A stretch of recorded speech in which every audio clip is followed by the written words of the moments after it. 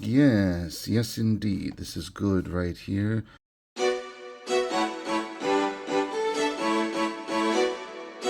In case you were wondering what that was actually the packing slip, because this little box right here actually came in last week at the card shop I usually go to, Uncanny Comics. As you can see, it is still sealed. But for those of you that recognize that packing slip, you know what it is. These are the cards that I have just gotten back from PSA. I've got graded cards back, and as you can see, this is in widescreen because we're doing a long format video, because I'm going to be unboxing these cards right here. As you can see, it is still sealed, not cut open, not pre-done. I have not seen these cards yet. I don't know the grade. I specifically told the guys at the shop, do not tell me under any circumstances what it's going to be. So you and me together, we are going to be unboxing these cards from PSA together. There it is, the gorgeous PSA logo.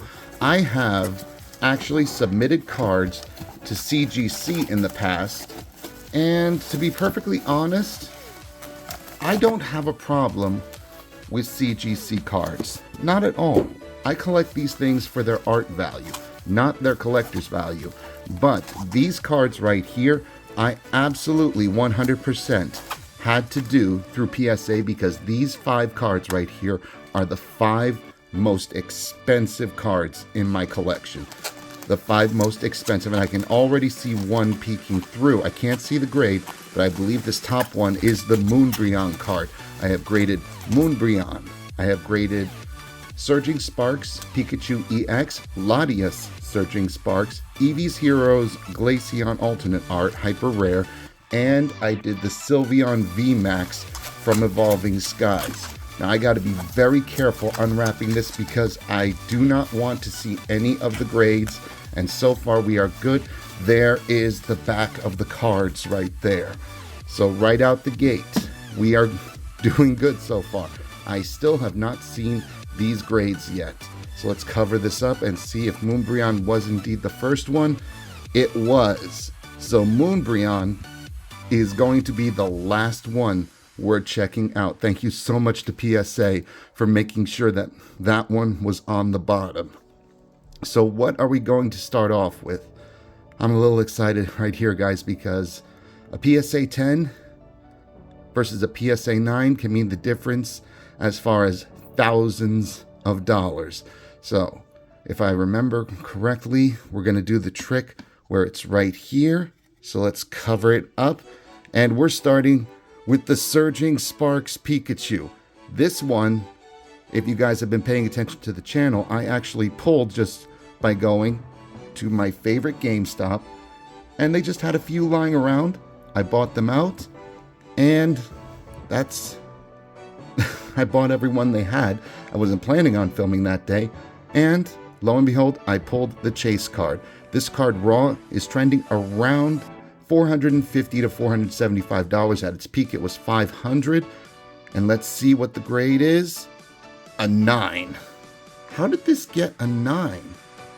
That's a little disappointing right there. How did it get... Oh, look at that right there. There's a little clip right there on the back right there. The centering is really good, but there's no way to guarantee that all of these will be a 10 when you pull them right out of the pack. So I'm just looking. It does appear to be slightly off center here. Not that much though. Probably a surface, and probably has to do with that little bit of whiting right there. You can see it a little bit better right there. Possibly that's it, but still a 9. I'm digging that. And unfortunately, I don't have my reference materials in front of me, so I don't know what the value of a PSA 10 is. Luckily, there's a thing called post-production, but still, PSA 10. All right, let's see what we're going to be doing next. We've got this one up next, and let's see the Latias EX. This one is also from Surging Sparks, And this one I pulled just no, actually I didn't pull this one. I bought this one. No, I bought this one because I had the Latios as well. I still have it. And I'm going to be going for the dual set. Now, I should have submitted the two together to get, you know, sequential serial numbers, but you live and you learn. This one's actually really popular. Everybody loves it, and it's absolutely adorable. Let's see what the grade is. Jetman 10! Yes! We got a 10 on this one. Oh, very happy with this one. We got the 10 on this one. And you know, that's pretty good considering I didn't pull this one. When every time a card changes hands, there's more of a risk of it being damaged. But to pull a got a Jetman 10 out of it, I'm very happy. I'm going to put that with Evolving Cries right there. That thing I'm never going to open, most likely, because I've wasted so much money opening up Evolving Cries right there. And here's the next one right here. Let's take a look. It's one of my favorite Pokemon, Sylveon, and I absolutely love this VMAX right here. 2001 Evolving Skies. This is the secret rare right there for Sylveon. And what I love about this one is all the little Eevees that are hidden throughout. That is so adorable. I absolutely love this card. And let's see what we got. A 9. That's absolutely all right. I didn't pull this one, and I can already see why right here. You can see it's a little wider right here on the right margin, a little thinner on the left margin. That's an off-center right there, but the back is really looking good. No whiting on any of the borders, and the centering here is actually pretty good. It's this off-center right here that gave it a 9, but still, I'm digging this one. I'm liking this. You know what? Let's not hide Pikachu. He's the face of the franchise anyway. All right, so this one right here, this one I know instantly what it is. It's one of the few Japanese cards in my collection. This is the Glaceon Eevee's Heroes right there. And this one is absolutely beautiful. I love this one right here. I collect these things for art, and I get them graded because they have extra value to them. Now, the English version of this one is going to be significantly higher than the Japanese version. That's just the way it is. Personally, I can take them either way, Japanese or English version. Even the Korean or Chinese versions, it doesn't matter to me. But I love this card for the art. Glaceon looks so beautiful. We've got Pachirisu right here, Pikachu. We've got a Meryl and Eevee, even a Feebas in the back right there. And of course, Azrael is right there. I'm not sure I pronounced that correctly. Pokemon names have been getting harder and harder. But let's take a look. 9 on this one. No surprise, I didn't pull this one as well.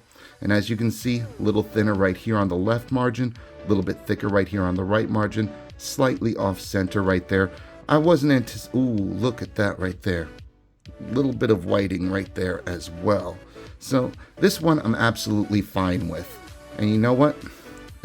A Gem Mint 9, not a Gem Mint 9, a Mint 9, not the worst. And this is the one we've been waiting for. This is it. The most expensive card in my collection. This is the Moonbreon card. And I'm really hoping to get a PSA 10 out of this one, but I don't think that's going to happen.